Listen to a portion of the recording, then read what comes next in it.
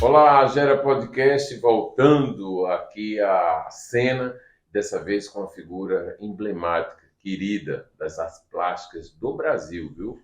É paraibano de Campina Grande, radicado em Pernambuco já há muito tempo, mas que a Paraíba jamais esquecerá. Estou falando de Raul Córdoba, filho, que está aqui conosco hoje. Aliás, eu resolvi invadir a casa do artista para descobri-lo e saber por onde anda e a quantas... Bom dia, boa tarde, boa noite para quem está assistindo agora. Raul, me fala, como é que anda a vida? Bom, a vida anda muito bem, mas antes de mais nada, você não invadiu coisa nenhuma. Você era muito bem esperado. Obrigado. Você e vocês. Olha, a vida vai bem, né? Tô com saúde Isso, e estou trabalhando, fiz uma exposição agora, mudei de galeria, aquilo que eu conversei antes com você sobre sim. a questão de saber vender o meu trabalho. O mercado de arte é muito curioso. Como qualquer mercado, quer dizer, mercado não é apenas compra e vende, compra e venda. Tem seus segredos. Sim. Então, o mercado das galerias de arte, o mercado de arte, tem suas sutilezas. Não é qualquer obra, por mais importante que seja, que um galerista sabe vender. Porque você está vendendo para uma pessoa que tem um gosto determinado. Uhum. Mas também, e talvez principalmente, você está vendendo para um segmento desse mercado, para um público determinado que compra arte. Só que a maioria das pessoas que compram arte são mais ou menos especializados, são colecionadores. Eu coleciono tal, qual, tal artista. Entendeu? Então é muito difícil você um artista novo, penetrar num desses segmentos e continuar e começar a vender, entendeu? E viver como um artista profissional. Eu coloco entre aspas porque é como chama um artista que vende. Uhum. Me fala, essa percepção, tem sempre uma tendência, tem sempre um movimento, e você tem atravessado ao longo de sua carreira muitos movimentos, Sim, e sua arte permanece. Tem muita preocupação de estar acompanhando isso para poder estar sempre atual, ou não existe isso? não. É, eu tenho. Você me conhece também por estar empregado no por montar o Museu de Campina Grande, por dirigir o Núcleo de Arte Contemporânea, Contemporânea. por dirigir a Casa da Cultura, por aquilo, porque eu não vivo de arte. Eu estava falando do artista profissional, É. aquele que vive de vender obras. Eu discordo, eu acho que arte não é profissão, arte é paixão, é devoção. Agora você precisa viver e é, um, é uma dádiva você ter um público que compra o seu trabalho. Legal isso que você Agora, está a outra falando. coisa é o seguinte, por isso, né, é que eu trabalhei em tantos lugares, como cenógrafo no Rio, em São Paulo, entendeu? Para não abrir mão do que eu acredito não acredito como o que seja arte, não. Tudo é arte. Toda Sim. obra de um artista é arte. Mas é o seguinte, aquilo que me interessa criar, aquilo que me interessa pintar. Entendeu? Eu lhe falei há pouco sobre um quadro que eu chamo de O que é que está lhe Serra da interessando Borborema. nesse momento? Que é parte por aí. A Serra da Borborema, por exemplo. Entendeu? Um triângulo. Uma volta à sua origem. Eu nunca deixei a minha origem, né? Sim, não. Eu Mas sou, eu no sou, trabalho volta agora com é, essa tela. eu sou um campinense mesmo, embora tenha vivido muito pouco em Campina Grande. Aquele quadro é uma, é uma decorrência do tempo que eu ia de João Pessoa para Campina Grande toda semana na criação e montagem do Museu de Arte de Campina Grande em 1967. 67. Já tem um tempo. Então eu via aquela perspectiva da estrada, aquele triângulo, Sim, e o triângulo ia para lá, ia para cá, subia, descia, entendeu? Eu comecei a pensar numa Rosa dos Ventos. sim. entendeu? Girando para todas as direções. Então eu comecei a pensar em caminhos. Entendeu? E eu comecei a fazer esse triângulo nos anos 60, exatamente para homenagear a Burburema. Eu até ganhei um prêmio aqui no segundo Salão de Arte Global, o primeiro prêmio, com a palavra borborema. Sim, eu tenho um trabalho desse e até presenteei um campinense Então, com uma cópia. É um desenho, né? é Uma uma, série, né? é uma serigrafia, Isso, né?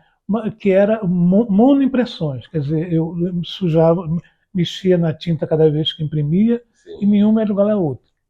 Então hoje ela tem um valor de não de uma tiragem de gravura, sim. né? Mas na época eu não pensava nisso. Se eu conseguisse vender uma por um preço de qualquer serigrafia, para mim era uma beleza. Mas então, é que eu me lembrava, quando eu era. O pouco tempo que eu vivi em Campina Grande foi o ano de 57, Sim. 57 para 58, quando nós voltamos do Rio de Janeiro. Tinha o edifício Borborema, que tinha as letras nesse. Era escrito Borborema Borborema.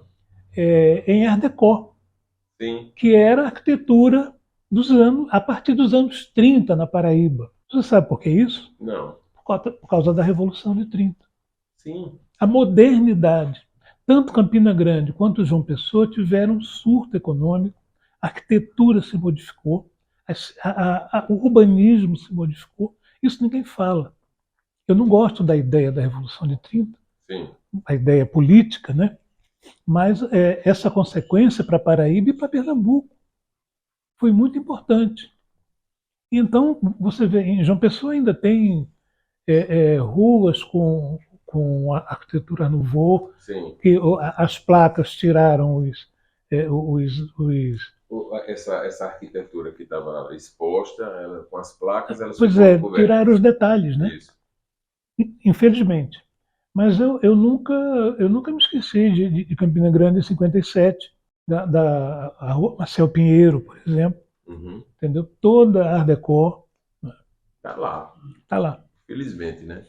Então, e aí você atravessou esse tempo todo e é uma coisa assim muito gostosa. Eu lendo sobre Raul para vir aqui para conversar, vendo esse zigue-zague. Você viveu entre Paraíba, Pernambuco, Rio de Janeiro, aí tem exterior com Paris num determinado momento, Em determinado momento. né, que teve uma efervescência na sua vida. Acho que foi fazendo Uhum. essa coisa com Risoleta Berlim lá, também. você aqui e indo para lá e vindo para cá. Berlim também, os Berlim também. Pirineus. Eu Olha e a só. Melinha tivemos um tempo nos Pirineus.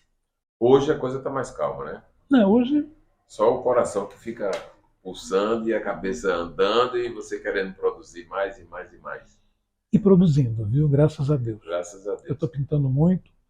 Essa galeria que eu estava dizendo a você é a galeria de Lucinha, é a Amparo 60. Hum. Ela é filha de Janete Costa. É uma referência para quem não conhece ainda Lucinha, na Paraíba, porque Janete Costa foi muito importante na Paraíba. Muito, tem muito trabalho. Agora mesmo eu já já vou falar para você e para aqui para os nossos telespectadores sobre a passagem dela muito frutífera, né? Sim. Junto com Bossói em Uhum. projetos arquitetônicos e de decoração. Mas me fala uma coisa, eu vi recentemente, foi quando me tocou, que eu disse, eu preciso conversar com o Raul, eu preciso entrevistá-lo. Eu vi uma tela sua que tinha o figurativo Sim. dos anos 60. Já há muito tempo, a partir do momento que eu passei a ver com você dos anos 80, eu só vejo geometria, Sim. né? Não tem mais figurativo não, né? Não, eventualmente. Eventualmente, quer dizer O que, meu, o meu, eu tenho uma vertente política. sim, Né?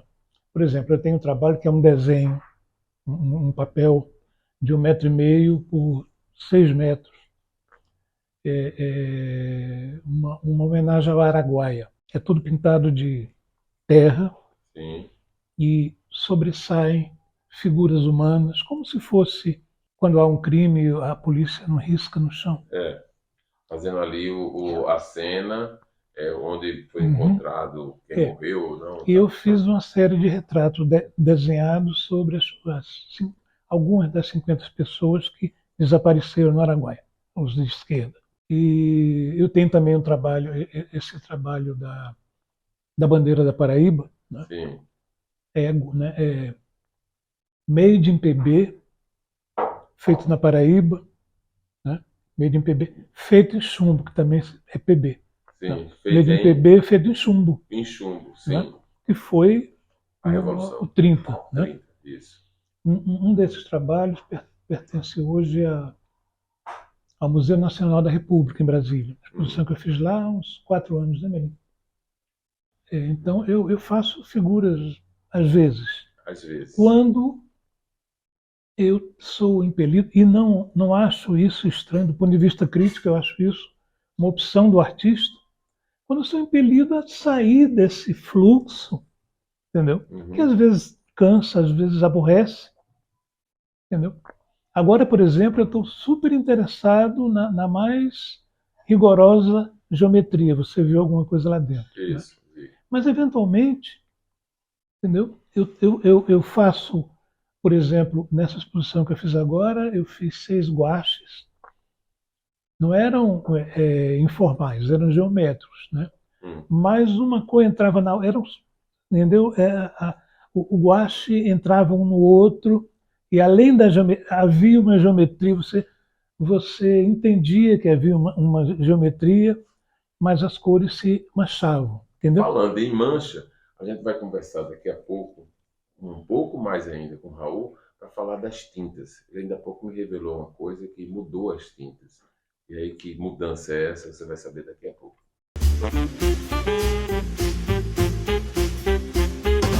Bom, e antes de voltar ao papo com Raul Córdoba, que você deve estar se deliciando, né? É uma dica para você que está aí cuidando da vida, ou melhor, fazendo um check-up anual, semestral da saúde. É muito importante a gente ter um diagnóstico de imagem para poder entender como as coisas estão se processando no corpo. E a recomendação é uma só: passa na Nova Diagnóstica, na Avenida Epitácio Pessoa, que tudo vai funcionar perfeitamente, com o melhor atendimento, com os melhores resultados tecnológicos, com a imagem do que está acontecendo em seu corpo. Fica dado aí o recado, Nova Diagnóstica na Avenida Epitácio Pessoa. Raul, você me falou ainda há pouco aqui que tinha mudado de tinta, né? Uhum. Aí eu disse, mudou de tinta? Você disse, não, mudei a marca. E também essa daí tem um pouquinho mais de brilho, a outra é mais fosco. E aí, como é isso? Com esse dólar, Nas alturas? com esse dólar, eu precisei me munir de tintas nacionais. Sim. São tintas boas para quem está aprendendo a pintar. Mas, por exemplo, esse azul não é nacional. Agora, veja o verde como é brilhoso, Estou vendo. entendeu? E tem E o uma. vermelho como é brilhoso. É que eu não tinha esses tons. No caso do É, importado. quem me salva às vezes é a Cristina, que me manda de Paris, Sim. a minha sobrinha. Mas então, às vezes, eu preciso comprar tinta aqui na livraria da Porque falta praça. tinta, não tem como É. esperar, né? Porque também. Mas isso não piora a qualidade da pintura, porque depois do quadro pronto e assinado, eu passo um verniz fosco e fica tudo com a mesma, entendeu? Com a mesma, o mesmo brilho, não. Com o mesmo. Opacidade, ao É, contrário, com isso, ao a contrário. mesma opacidade, Quer dizer que que é tem que me interessa. recurso para tudo, né? Tem recurso para tudo, sem dúvida. Dentro de casa, você e a Melinha produzindo. É, é um tumulto, é muito Não, a produção. de maneira alguma, nós nos damos muito bem, gostamos muito de arte, Sim, gostamos muito de falar de arte. Eu isso. gosto de falar da arte dela, ela gosta de falar da minha. Então, isso Um aguenta o que o outro faz de crítica ao trabalho de quem está fazendo? aguenta e se interessa Isso é e bom. gosta. Evolui, né? Claro. É muito bom isso, muito bom. Isso já há 41 anos. 41 anos, é tempo, viu? É uma fórmula para os padrões da modernidade, de longevidade na relação, que a gente não encontra muito facilmente, né? Tem segredo para isso? É a sorte de encontrar a Melinha. Muito bom. Aí você falou de exposição recente. Como é que é a sazonalidade de quem produz como você? Uhum. Felizmente você disse algo aí que é muito importante e pontua. Você não vive da arte, mas a arte é um prazer, é uma Claro. realização. A Não, sazonalidade para você se manter sempre em cena, sempre se renovando, sempre chegando nesse mercado. antes de mais nada, a arte é uma finalidade na minha vida, na vida de qualquer artista. Sim, Não é? Como eu disse, é uma paixão que você não pode viver sem a. Eu não sei viver sem a arte, mesmo, quer dizer, não é questão de ser a arte como um todo. E a minha arte, eu acordo e durmo pensando nela. Sempre foi assim desde menino. É, essa sazonalidade é o seguinte: tem períodos que a gente para, assim, alguma coisa, um grande acontecimento, por exemplo, a pandemia, eu não parei, mas é, as coisas ficaram um pouco diferentes. Né? E a rotina das galerias, eu tenho duas galerias, uma aqui e outra em Petrolina. em Imagine, Petrolina, interior de uma moça Pernambuco. chamada Ceci tinha galeria aqui, mas ela é de lá, se mudou para lá. É uma cidade interessantíssima. Sim, que tem um poder econômico muito forte, É, né? e ela vende muita gravura minha lá. E então, quer dizer, ou eu estou alimentando a galeria de Lucinha ou a de Ceci. E aí a gente vai, Vai né? Vai vivendo e as levando. coisas vão acontecendo. Agora, a minha outra, eu tenho um pé na escrita, né? Eu escrevo sobre arte constantemente, continuo escrevendo sobre Sim. arte. Vai sair um livro agora pela Lei de Cultura daqui. É, Já tem quantos livros? Você tem esse número? eu tenho, eu tenho três, quatro, cinco livros. 5 livros. E então vai ser agora um livro só de textos. É uma coisa mais abrangente. Por exemplo, eu tenho um texto sobre a questão da cerâmica, da cerâmica popular, da panela de barro, Da panela de barro. que é uma coisa fundamental e populações enormes vivem dela.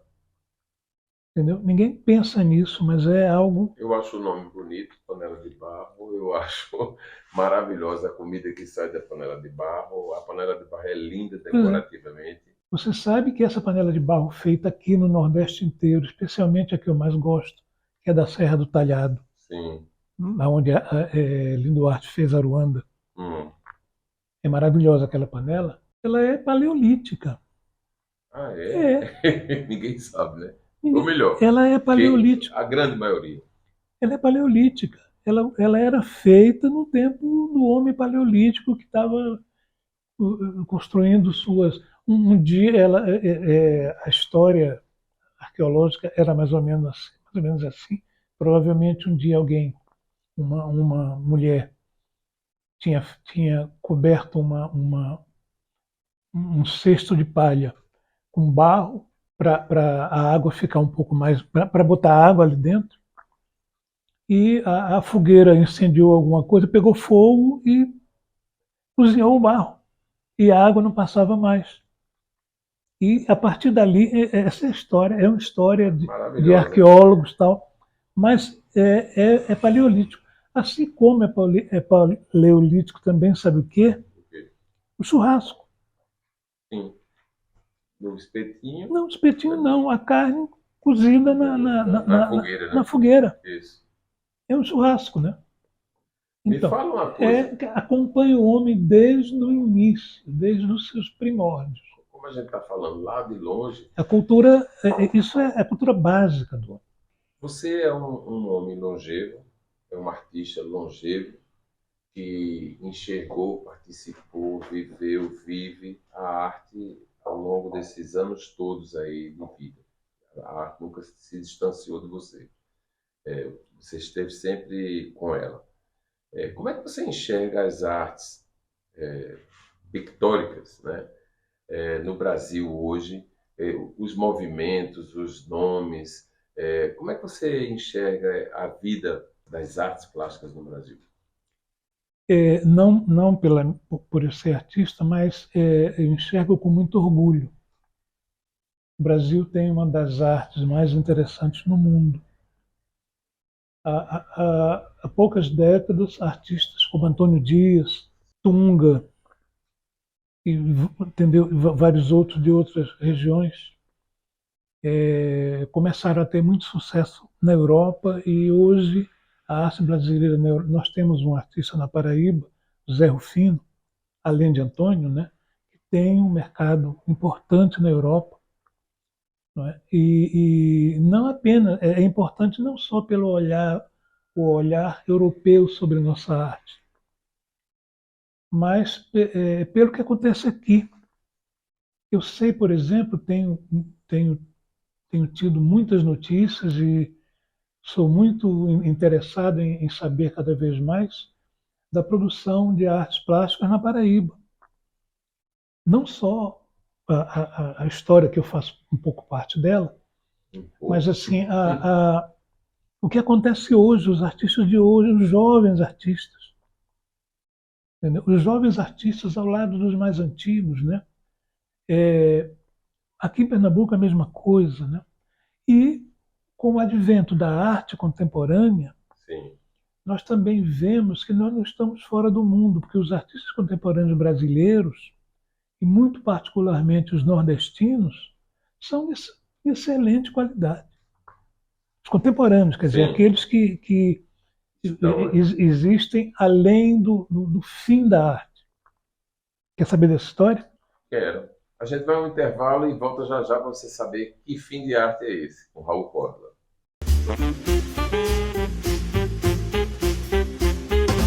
Bem, a gente está de volta num papo aqui maravilhoso com Raul Córdoba e agora ele vai revelar para a gente que história de fim das artes é esse, Raul. Então, o filósofo e especialista em arte, Arthur Danto, tem um livro chamado A Arte Depois do Fim da Arte. O que ele quis dizer com isso? Ele mostra que o sistema de arte do Ocidente, a gente quando fala de arte acha que a arte é uma coisa de todo o planeta, não é não. A arte na Índia é diferente, a arte na África é diferente, a arte no Japão é diferente. E a arte na América Latina é diferente. A arte de hoje é diferente, a arte de hoje é diferente. Então, nós temos um sistema, esse sistema de arte que nós temos é o sistema aceito pela Europa. Nós somos um resquício da Europa. Esse sistema nasce no Renascimento e termina na pop art. Opa. O que ele quis dizer com isso é que desde o Renascimento você analisa um quadro, por exemplo, da mesma maneira. Composição aérea, a composição cromática, a temática, o tipo de coisa. A gente tem natureza morta, paisagem, retrato e cenas, entendeu? As categorias da pintura. Tudo isso está dentro de um mesmo pacote, aonde você analisa dessa maneira. Isso chega até a pop art, que já não conseguia mais sobreviver dentro deste critério. Então, a arte que Danton coloca como terminada Sim. é a arte deste sistema, que é o nosso sistema, que é o sistema europeu e que abrange também as Américas, E que está em vigência, né? que está em vigência. Olha só. Então, a partir daí, nasce a arte contemporânea. Você não pode analisar uma performance de um pintor Sim. ou uma instalação de um escultor, monte de papel, enfim, as instalações de Bosch, por exemplo, né, com o mesmo critério de um trabalho belas-artiano. Você não tem como analisar uma instalação pela estética, pela tridimensionalidade, pela textura, pela cor, entendeu? Eu uma vez visitei a casa de Antônio Dias no Rio de Janeiro, fui lá com o objetivo de pedir autorização a ele de umas fotos para uma publicação minha, que você teve também a sua oportunidade no Sociedade Paraibana. E aí eu fui ao Rio de Janeiro, quando cheguei lá no apartamento dele, era cheio de instalações. Eu Então, fiquei assim olhando, meu Deus do céu. entendeu? Então, isso é a arte contemporânea. É muito importante que se fale sobre isso, que a população entenda essa diferença, porque senão fica dizendo que ninguém sabe fazer mais arte, Que aí sabe? fica preso aquela É história muito, do figurativo é e muito fácil você dizer, não, ninguém sabe fazer mais arte e não tentar entender o que é aquilo. Então, hoje, a coisa é completamente diferente. Além do mais, tem o avanço tecnológico na arte, desde o computador, desde a internet, até a maneira de se desenhar a partir de tudo isso, entendeu? Até a montagem de filmes, até o vídeo, entendeu? As projeções, essas exposições, como teve uma agora de Van Gogh aqui, sim. com interações e tal. Isso não era possível há pouco tempo atrás, e são coisas características do dia de hoje. Então é preciso que as pessoas tenham um olhar no presente. O olhar no passado todo mundo tem, porque todo mundo tem memória. Claro. Mas é preciso também ter um olhar no presente até para se poder ter um olhar no futuro. Muito bom, muito bom. Isso revela exatamente, você dá aí o diagnóstico para aqueles que realmente se prendem ao que foi, o que aconteceu Sim. e não se permite a viajar, chegar até a modernidade ou chegar ao Agora hoje, veja, tem uma coisa o processo importante. de evolução. O mercado, como ele é constituído hoje, o mercado de arte, por exemplo, o grande mercado de arte, hoje, só em São Paulo a gente tem o mercado internacional, ele é todo composto de artistas contemporâneos, de arte contemporânea. Entendeu? Uhum. Então, o mercado tradicional, que é esse que ainda vigora aqui no Nordeste, na Bahia para cima, está um pouco em Minas, é, é, é um mercado com olhar no passado. É o mercado do colecionista, Sim, entendeu? muito É o interessante. mercado, assim, do por que não dizer do arquiteto que compra o quadro para a madame, porque combina com o sofá. Isso aconteceu comigo muitas Muitas vezes. vezes. Eu não pude dizer não vendo. O pior é isso. Não existe. Olha só, antes de entrar no capítulo dos livros, que tem dois deles aqui, e que a gente vai folhear e vai conversar e vai dividir esse prazer com todas as pessoas que estão nos assistindo, eu quero falar um pouquinho em Risoleta. Sim, minha Risoleta, querida nossa irmã. amiga, crítica de arte, professora da Universidade Federal da Paraíba, uma mulher feita para viver o mundo e que foi morar, uma certa ocasião, na França, né, onde passou os últimos anos de vida, olha, bons anos de vida, não os últimos, e de lá atuava cá. Como foi essa tabelinha com você, abrindo espaço, vindo, participando? Vamos falar um pouquinho nela. Pois Quero bem, fazer memórias. Risoleta sempre foi interessada. Quando era menina, era interessada em arte. Isso. Isso a gente morando no Rio. E sempre a gente esteve. Eu era muito amigo dos irmãos, era o que eu mais tinha, era Afinidade. tinha mais afinidade.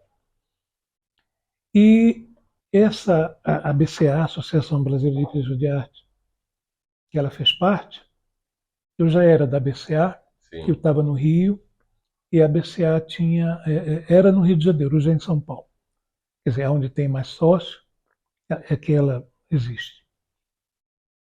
E eu a apresentei a uma senhora que era presidenta da BCA. Isoleta disse: Raul, eu queria muito. Conversaram muito, ficaram amigas de cara. Ela era também, desculpe porque eu esqueci o nome dessa senhora, mas ela era também diretora da ESD, Escola Superior de Desenho Industrial. Aí eu propus a ela como faria para associar minha irmã, Sim. só que ela não tinha textos ainda. Mas foi muito fácil, ela escreveu coisas, tal. Logo depois ela precisava de um Era texto analisando texto de crítico de de arte, crítica. texto crítico. Enfim, eu estou contando isso porque a gente sempre esteve juntos nessa carreira dela, Sim. que começou já ela uma senhora. Foi quando depois ela veio para cá, entendeu? E sempre eu estive ao lado dela e ela ao meu lado, né? Me levou para Isso. expor em Paris mais de uma vez. Depois eu tive uma exposição, para mim, muito importante em Berlim, que ela intermediou também. Ela era muito cavadora e É, chegava, sabia chegar e conversava, é. tinha. Ela era uma pessoa realizadora. É verdade. Isoleta realizava os sonhos dela. Um dos sonhos, Cristina Córdoba, Isso. a grande figura que ela se tornou, né, em Paris hoje, filha dela. Imagine Risoleta viva assistindo Cristina nessa trajetória de tanto sucesso, hein? Mas ela já tinha, já, Já já, acontecia, já a gente sabe. sabia de muita coisa de Cristina. Agora, o sucesso dela mesmo foi depois de Risoleta, Foi. quando ela, com os programas de Já em televisão. outra fase, né? Porque É. ela fez sucesso como modelo, avassalador. Eu fui para Paris uma determinada ocasião e passei numa banca de revistas, onde tem muitas revistas, né? Que hoje Uhum. não tem tantas. Mas de 20 revistas, 9 tinha na capa Cristina Córdoba. Quer dizer, não era uma coisa Muito, tão muito bacana. desprezível, era muito bacana, né? Então, Risoleta foi essa pessoa que realizou coisas. E o tempo que ela teve em Cuiabá, o tempo que ela teve em João Pessoa e o tempo de Paris foi aonde ela desenvolveu a sua capacidade de crítica de arte. E soube evoluir. Você sabe que eu, em duas ocasiões, tenho duas historinhas muito engraçadas, entre tantas, com o Risoleta. Uma vez eu resolvi ir a Paris e disse, não vou dizer a Risoleta, porque ela está muito ocupada e vai ser rápido e tal. Lê engano, né? Ela era antenadíssima, não tinha nem celular na época, mas ela descobriu que eu estava lá, já ligou para o hotel reclamando, como é que você ousa chegar em Paris e não me avisar? E a outra, eu já agora, nos anos 2000, quando coloquei o primeiro site, né, o gerardo.com.br, e criei dentro do site uns blogzinhos que era Luísa Maia em Nova York. Aí ela ligou para mim e disse, é Luísa Maia em Nova York e Risoleta em Paris, não vai estar não? Aí eu disse, pronto, tá feito, aceitou, aceito. Aí começou e com isso a gente foi até perto da morte dela mesmo.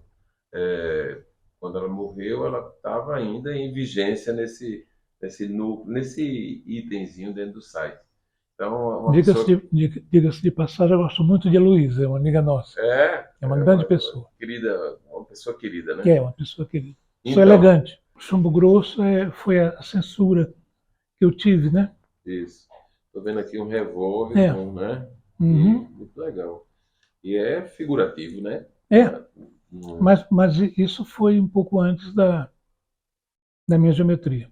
Da sua geometria. Uhum. Que você Quer dizer, já já tem havia uma geometria. geometria aqui, Já havia claro. geometria, porque eu sempre tive essa geometria. Tem círculo, né? Mas entrou na geometria fortemente e nunca mais saiu dela, né? De vez em quando escapou, De né? vez em quando. Como eu lhe digo. Mas o que para mim é simplesmente consequência da minha vivência, da minha situação política. Uhum. Não é? Você fala em política, é a segunda vez que você fala. Todos nós somos seres políticos, Claro. né? Mas você, político partidário, você atua? Eventualmente, aqui no Recife, eu tenho um grupo de amigos, né? Uma dessas pessoas que lidera isso é um artista chamado Fernando Duarte, Sim, que faz um trabalho excelente para o PT, próximo de cada eleição. sim. Junta os artistas para pintar camisas, esse tipo de coisa. Produzir peças e arrecadar dinheiro para fazer E mais fazer coisas, campanha. para fazer campanha. Isso a gente faz constantemente. Eu, quando posso, quando. Não é uma coisa de você ter esse compromisso de ter que estar, Não, não. É simplesmente quando claro. acontece, vai. Vamos falar de livros aqui agora. Eu estou aqui com esses esboços sketch. É isso, né? Isso. E aí você estava me falando, é muito particular esse livro aqui. É um É, catálogo, na verdade, né? Um super catálogo. veja Porque, só, isso é um facsímile sim, do meu livro, que era um livro de ata, sim, né, com capa dura e tal, que eu transformei no meu caderno de anotações. Porque eu sempre desenhei em papel milimetrado os temas que eu vou pintar. E está tudo aí. Durante pelo menos 30 anos. Isso começou nos anos 80, em 79. O que eu acho curioso é que você guardou tudo. Não, eu usei durante esses 30 anos. Em determinado momento, eu vi a oportunidade de editar pelo Fucultura aqui de Pernambuco. Eles aprovaram e eu editei. E eu gosto muito de distribuir com jovens artistas. Não ponho para vender, quer dizer, alguns eu ponho porque, na verdade, é um livro de artista, que é uma categoria de livros dentro da arte contemporânea. Sim. É um livro feito por artista, não um livro sobre o artista. Entendi. É um livro criado pelo artista. Aqui, eu estou aqui embevecido, porque eu vejo... Então, aí são todas as fases, tudo começa com um esboço, com um sketch, né? Que é uma coisa dessa. Às vezes, uma fotografia de um trabalho, quando eu vi que resolvi uma questão, coloco aí para constar. O que eu vejo assim, com sentimento é que tudo isso que eu estou vendo aqui, eu já vi Então. em trabalhos que estão pelo mundo, né? Então. E que você lançou, e hoje, como você está dizendo, os novos artistas que servem, inclusive, como Não só para os novos artistas, mas eu ainda pinto em cima desses temas. Uhum. Entendeu? E eu acho que, principalmente porque fala do meu... Isso que você está sentindo quando vê... Muitas pessoas, quando abrem esse livro, é um livro tão simples, né? Um livro desenhado. Mas, assim, percebe mais o meu trabalho quando vem esse livro do que quando não vem. É verdade. É assim, Você como se ele já tivesse passado por mim. Claro. Né? Você se lembra disso? Você ficava no Banco do Estado da Paraíba. Sim. Numa parede lá em cima. Numa parede. Pois é, veio um decorador e demoliu.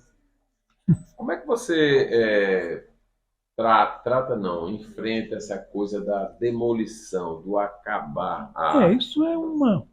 Eu tive uma experiência bem rápida com você, com 2 painéis de Francisco Brenan, né, que eu retirei, depois restaurei e estamos aí com eles. E Francisco Brenan mandou para mim um super e-mail. Eu digo super e-mail porque ele ali traduz o sentimento dele em relação a ter salvo a arte. Exatamente. E aí eu quero saber de você a sua opinião em salvar a arte, em demolir, em desfazer, em não olhar para a arte com respeito, com cuidado. Olha, eu sofro muito quando eu perco um trabalho dessa maneira. Flávio também sofre. Flávio fica injuriado. Claro, você... Agora mesmo eu acho que um quadro que eu tinha, um tríptico que eu tinha na biblioteca, é bom dizer isso, porque eu quero que as pessoas da Paraíba saibam, na biblioteca da universidade, da UFPB, desapareceu. Desapareceu. Eu me lembro que eu uma vez fui lá e vi que havia cupim na madeira do quadro. Aí eu disse, olha, cuidado, tal. Tem gente que faz esse trabalho. Que faz esse trabalho, tal. De repente eu comecei a procurar, ninguém sabe aonde está esse trabalho. Desapareceu. Tiraram, tal, e não botaram de novo. Certamente com o objetivo de restaurá-lo, de organizar, e ele não voltou. E ele não voltou. É o perigo. Mas eu sou mais a ideia de que eles não cuidaram e ele acabou de se desmanchar. Eu tive Dói menos, né, dessa forma. Eu tive um mural na fábrica imensa, também foi demolido. É uma vergonha uma coisa dessa, né? É um horror, né? Entendeu? Então, quer dizer, eu passei por essas coisas, passo até hoje. Tem alegrias, mas tem esses sofrimentos, né, que poderiam ser evitados. São duas coisas. Primeiro é não ter nenhuma noção do que é a arte e do valor da arte. Isso. Entendeu? Segundo, é realmente uma pretensão muito grande. Eu não quero isso. Demoli isso, Você sabe que eu eu tenho vou muito fazer medo uma, de uma. vivem falando na transferência da Assembleia Legislativa para outro lugar, para não sei o quê. Eu fico morrendo de medo que, no que for, né, a importância do prédio, que é hoje, lá na Praça dos Três Poderes, perca sua força. E aí, daí para a depredação, Pois é é, um passo, né? veja só, aquele trabalho para mim é de 73, Na brincadeira já temos 50 anos. 50 anos. Ele tem muita importância porque foi um tapete que fica, eu acho que na sala de reuniões, tapete grande, tem tapete de parede, né? Sim, E a pedra portuguesa da calçada. também tem. O mesmo projeto, a mesma situação que partiu do quê? Dos arcos da Assembleia, aquela, Eu gosto ju, essa calçada aquela aí. junção, pois é, aquela junção de um quarto de curvas, Isso. entendeu? É, eu parti porque, com respeito ao arquiteto, eu parti do tema dos arcos, Dos arcos que formam que formam a a fachada. fachada. E o tema, né? O tema foi uma crônica de José Américo de Almeida. Você não se incomoda se eu bater no. Não. Não. Se mamãe fosse viva, ela não iria gostar, mas é, Desculpe, é isso. mas é uma questão. Ele perseguiu meu avô Vicente Trevas Sim, até o fim. Então são coisas de família. isso. Então é o seguinte: ele dizia que João Pessoa era uma cidade tão vegetal quanto urbana, tanto urbana quanto vegetal. Sim. Eu criei ali um símbolo de uma árvore. Como é a casa do povo, o habitante da árvore era um pássaro. Eu coloquei o pássaro em cima, simbolizando o povo. O tema é esse. A Muito bom. história do mural é essa. A gente está dando um desfecho, porque o tempo urge realmente, e eu queria saber, deixando, a gente faz todo ano lá no Manaíra Shopping, no Mangabeira Shopping, um evento chamado Silver Week, Semana Prateada, né? Voltada para os 50 a mais. E tem muitos 50 a mais que quando chega nos 50, 60, 70, tá abandonando tudo, tá desesperançado. Você tá com 80. E 80 aí super ativo. O que é que você Sim. deixa de incentivo para esse universo dos 50 a mais? Olha, é o seguinte: se você não viver sua vida, você não fez nada. E viver a vida é se atirar na vida, é criar, é se movimentar, é se relacionar com o mundo, com os outros. É fundamental, você tem que viver a vida. Isso. E eu não, a maioria dos artistas que eu costumava dizer num grupo de pessoas, né? Teresa Costa Rego, por exemplo, que foi uma Sim, grande artista daqui, isso, com maravilhoso. 90 anos ela estava ativa, entendeu? E a gente dizia, a arte faz muito bem à saúde. Brenan, se o universo não dissesse pare, ele não parava. E Ele estava aí, muitos outros é artistas. verdade. Zé Cláudio está com quase 90 anos, pintando todo dia, entendeu? No O, seu cotidiano é todo dia que você está com. não, eu todo dia porque a gente não sai do estar pintando, né? Isso. Desse sentimento de estar pintando. Não sai daí. Eu não saio daí. Posso ir Vai ali e volta, tá ali e pintando. tal, mas eu estou pintando, né? Isso. Ou para completar essa pintura, eu escrevo. Escrevo sobre pintura, sobre arte. É uma tinta. É uma tinta. Raul, muitíssimo obrigado, porque é uma deferência para a gente que vive fazendo É, comunicação ser puxa, recebido no lugar mais íntimo, né? De viver, que é a nossa casa, e você muito abriu obrigado esse espaço aqui para a a gente vocês se todos. deleitar com a boa conversa, com os bons cenários, com os bons trabalhos. Isso é muito representativo. Eu quero agradecer demais a sua Muito obrigado. deferência. E você que está aí em casa, não perca a oportunidade de se inscrever no YouTube, no Gera Podcast. Vai lá, é muito importante a gente ter a tua participação como inscrito. Depois, se quiser passar no Instagram, vai lá no @Gerardo Rabelo SB e vai lá clicar nos seguir. É importante para a gente interagir e viver melhor nesse mundo moderno com muita comunicação. A gente vai ficando por aqui e já já vai estar de volta.